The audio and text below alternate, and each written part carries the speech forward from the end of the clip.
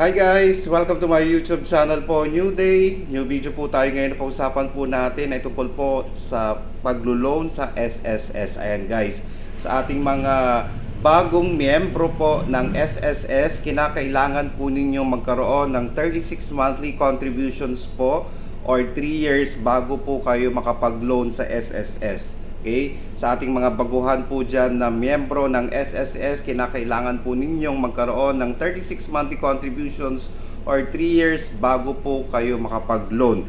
Meron na rin pong bagong update si SSS, katulad na lang po nito. Dati po, pwede po kayong mag-reloan sa SSS kung nakabayad na po kayo ng 12 months ninyo sa inyong loan. Ngayon, meron na pong bago.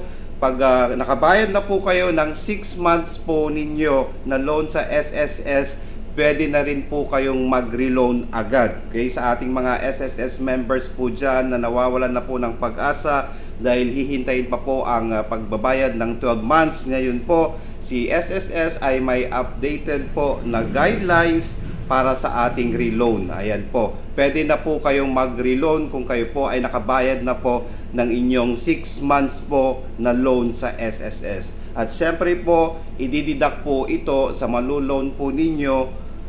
Yung 6 months na yan, idididak po yan sa kung magkano po yung maluloan po ninyo. Okay, hindi naman po ganoon kalaki, pero pwede pong makatulong po ito sa inyong mga pangangailangan. Okay, pwede na pong mag-reloan pag nakabayad na po kayo ng 6 months po ninyo na loan sa SSS. Sana po nakatulong po ako. Please do not forget to subscribe, like, and share para po lagi po kayong updated sa ating mga videos. Maraming salamat po and stay safe. Bye-bye!